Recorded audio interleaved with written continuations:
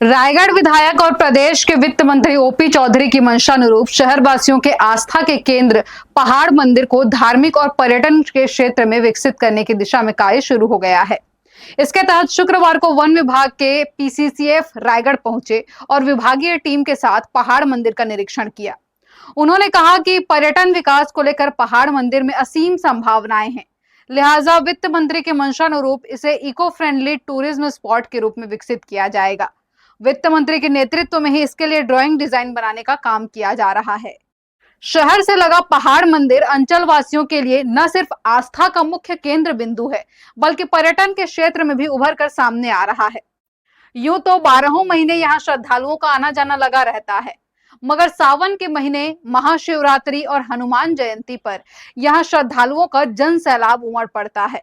यही वजह है कि पहाड़ मंदिर में चहुमुखी विकास की मांग भी होती रही है। यही वजह है कि रायगढ़ विधायक और वित्त मंत्री ओपी चौधरी ने शहर वासियों के मंशा के अनुरूप पहाड़ मंदिर का सौंदर्यीकरण करने का निर्णय लिया है और अधिकारियों को जल्द से जल्द इसके लिए प्लानिंग तैयार करने के साथ ही काम शुरू करने के निर्देश दिए हैं।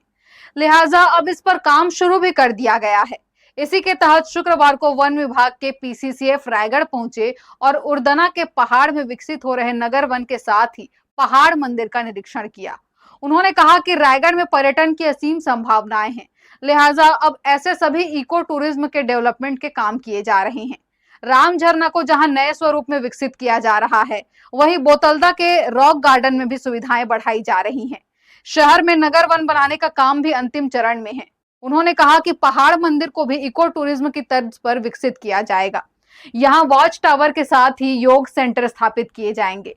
श्रद्धालुओं और पर्यटकों की सहूलियत के लिए सीढ़ियों को भी व्यवस्थित किया जाएगा और हर 50 सीढ़ी के बाद बैठने की व्यवस्था बनाई जाएगी। इसके अलावा सौंदर्यीकरण के काम में रायपुर संस्कृत महाविद्यालय के पंडितों की भी मदद ली जाएगी और यहाँ रामायण की चौपाई के श्लोक उकेरे जाएंगे। इसके लिए वित्त मंत्री के नेतृत्व में ड्राइंग डिजाइन बनाने का काम चल रहा है। रायगढ़ में जो बहुत अच्छे इको टूरिज्म के स्पॉट्स हैं, उसको डेवलपमेंट करने का काम पिछले साल भर से चल रहा है। जैसे कि राम झरना है, राम झरना बहुत ही एक महत्वपूर्ण जगह रायपुर की है, उसको बिल्कुल नए स्वरूप में लाने की कोशिश हो रही है और डीएफओ साहब और उनके अधिकारियों ने बहुत मेहनत की है। लगभग वो कंप्लीट होने के कगार पे है। बोतलदा का जो रॉक गार्डन है वो भी एक अच्छे स्वरूप में आएगा, क्योंकि उसमें भी अच्छी टूरिस्ट फैसिलिटीज़ दी जा रही हैं। यहाँ का जो नगर वन है वो भी लगभग बन गया है और ख़ासतौर से ये जो पहाड़ी मंदिर है, इसमें इसकी जो भी डिज़ाइन है, जो भी बहुत ही इको फ्रेंडली डिज़ाइंस हैं, वो सब के सब माननीय मंत्री जी, माननीय वित्त मंत्री जी, माननीय ओपी चौधरी जी के द्वारा की गई हैं और बहुत ही यूनिक डिज़ाइन उन्होंने बनाई है और उसको इम्प्लीमेंट हम लोग करेंगे और गाइडेंस उनका लेते रहेंगे, ताकि ये बिल्कुल एक अलग तरीके की चीज़ डेवलप हो, बहुत ही इको फ्रेंडली स्वरूप का रहे, जैसा कि माननीय वित्त मंत्री जी बोलते हैं हमेशा। तो उनकी उम्मीदों के अनुरूप और उनकी जो भी प्लानिंग है वो हम लोग ज़मीन पे उतार सकें। पीसीसीएफ ने सबसे पहले पहाड़ मंदिर में चढ़कर हनुमान जी की आरती की और भगवान भोलेनाथ का आशीर्वाद लिया। इसके बाद वे अपनी टीम के साथ पहाड़ मंदिर के हर कोने के निरीक्षण में पहुंचे और विकास कार्यों की संभावनाओं को टटोला, ताकि पहाड़ मंदिर के हर कोने को निखारा जा सके। इसके बाद वे नगर वन भी पहुंचे और वहां चल रहे पर्यटन विकास के कार्यों का निरीक्षण करते हुए अधिकारियों को आवश्यक दिशा निर्देश दिए।